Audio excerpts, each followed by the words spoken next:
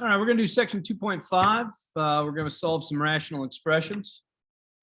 Okay, so the thing with this is when you're doing problems like this, you got to get the common denominators. Okay, anytime you work with fractions, you get the common denominators, then you can cross off the denominator. The other thing you have to think about is the domain. And when I say domain, what can the problem not equal? Okay, and why would the domain ever be restricted? Is especially when we have fractions, is the bottom of the denominator of a fraction can't equal 0. Okay, so I can do 4 divided by 2 and I get an answer. But if I have 4 divided by x and I'm trying to solve for x, okay, I know that x cannot be 0. You can never have the denominator equal 0. Okay, so I need to be wary of that. Anytime I have an x in the denominator, I have to restrict my domain right at the beginning. Okay, so common denominators, restrict your domain. That's what they're trying to get out of this. Okay, but other than that, you're going to use the same properties and same techniques you used in 2.3 and 2.4. Okay, so once we get the same common denominator, we can move forward. Notice 3, 5, 3. Is there any restriction on the denominator? Well, no. Okay, so x can equal anything here. We just need to solve what x is. All right, so let's get the common denominator. Okay, so if I look at the greatest or the least common multiple of 3 and 5, it's going to be 15. Okay, so I'm going to multiply, and what I'm going to try to do here is do it like this. The denominator on this one.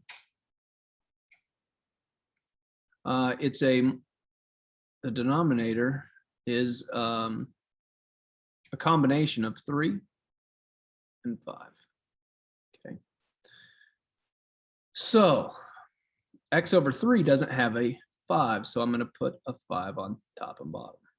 That way it's a combination of 3 and 5. This one doesn't have a 3, so I'm going to multiply the top and bottom by 3.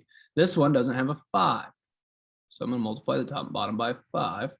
And that way, all of the denominators are a combination of 3 and 5. Okay. And once I do that, now I can cross them all off. 3 times 5 is 15 on each one. I get rid of the denominator. Now, what's left? So 5x is equal to 2x times 3, which is 6x. 1 times 5 is 5. So plus 5. Subtract my 6x over.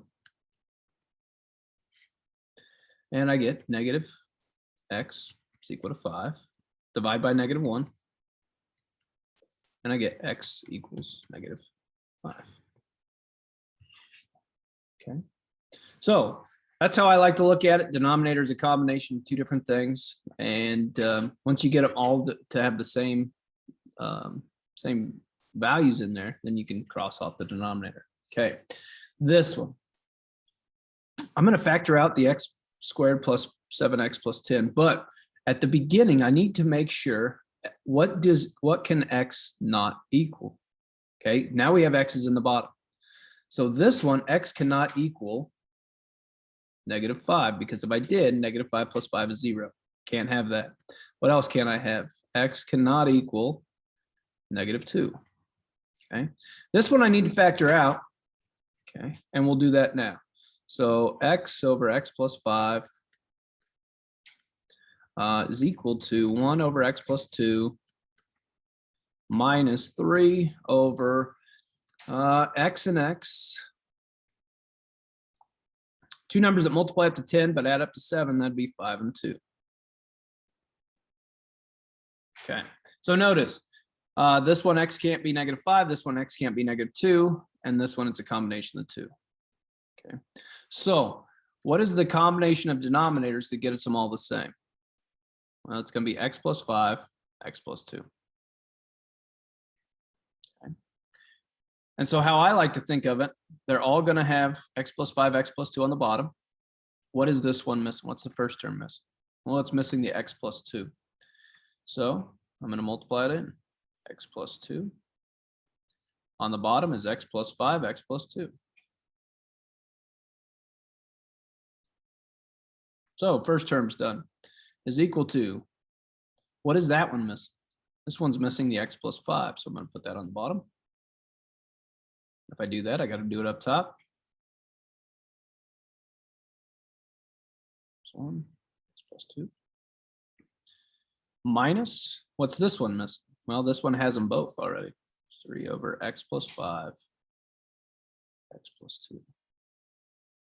Now, since all the denominators are the same, I just cross them off.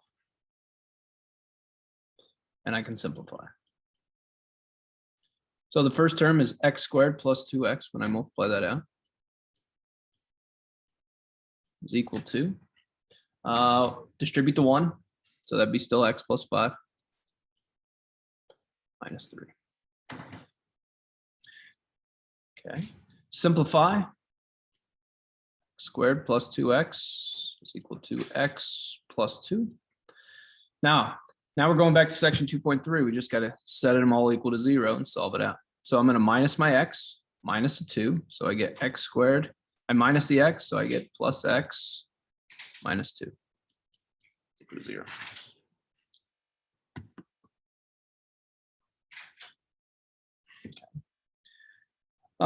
Let's see. So from there, I can factor this out. So that would be x and x. Two numbers that multiply up to -2 but add up to 1. That would be plus 2 and minus 1.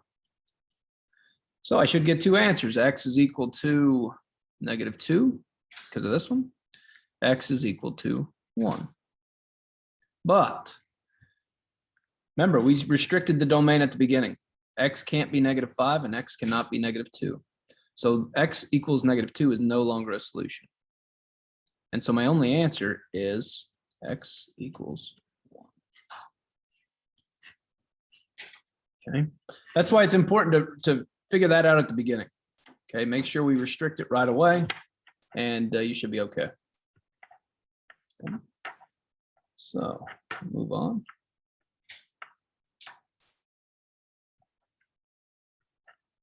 Okay. So this one.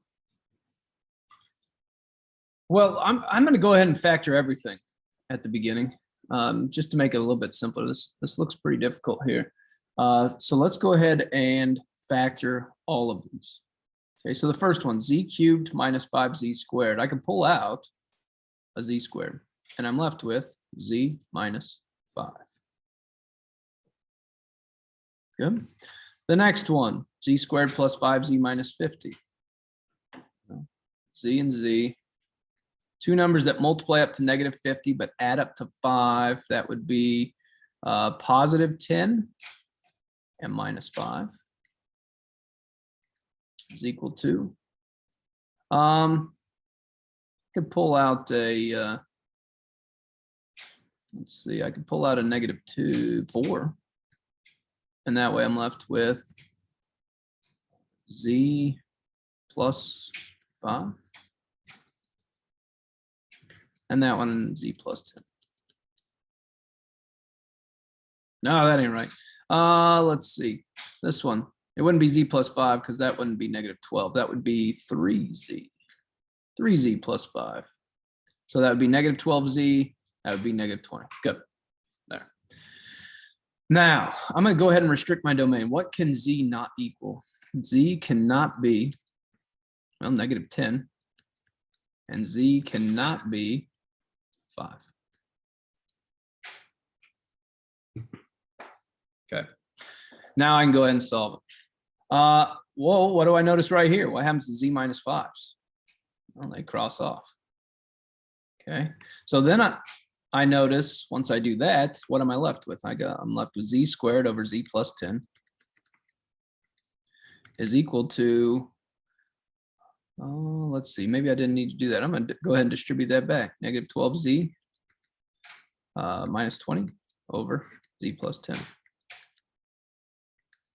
So they do have common denominators. So get rid of them. Okay. And so I'm left with z squared is equal to -12z minus 20. Set them all equal to 0, move it over. So that would be z squared plus 12z, since it's minus on the other side. I have to move it over, so that'd be plus 20. It's equal to 0. Z, I'm going to factor this. Z. Two numbers that multiply up to 20, add up to 12. 10 and 2, plus 10, plus 2. Yeah, set it equal to 0. So I have z plus 10 is equal to 0. So z is equal to negative 10. And z is equal to negative 2. I got two answers there. Now go back and check. I said z can't be negative 10. Z cannot be 5. This one can't work. This one's restricted. So that's a no. So my only answer is going to be z is equal to negative 2. Okay. Last one. All right. Go ahead and clear all this. What can x not equal? X cannot be 5. X cannot be negative 9.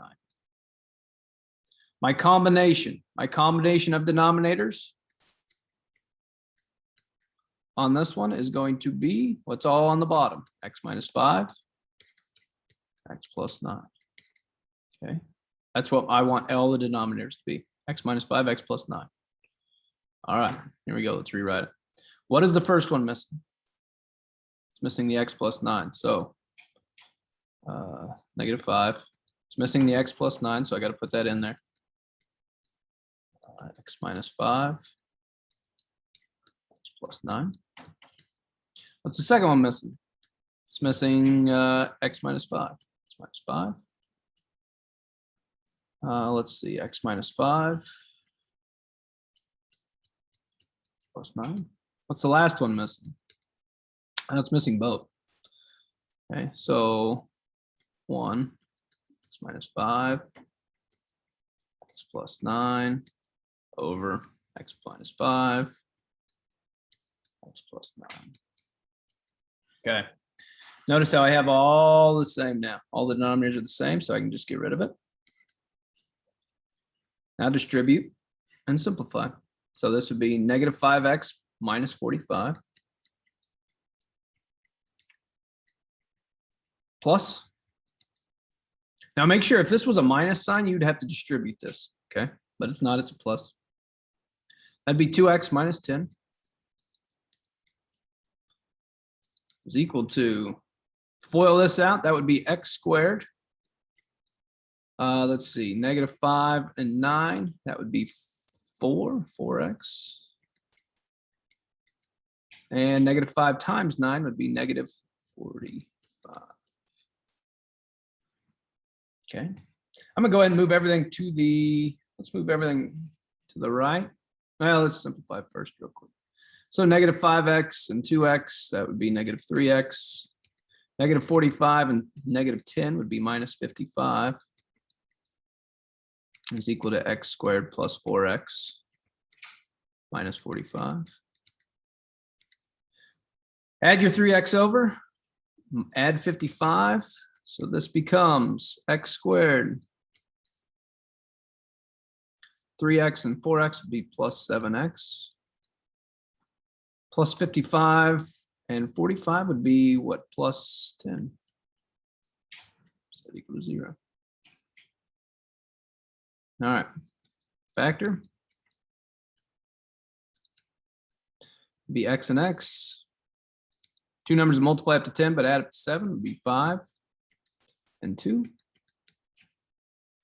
So my two answers are going to be x equals negative 5, x equals negative 2.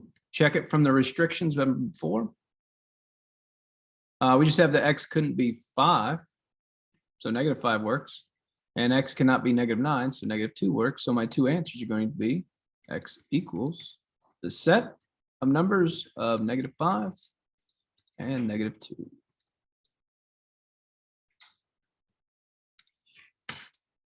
Okay. Let me know if you have any questions on that.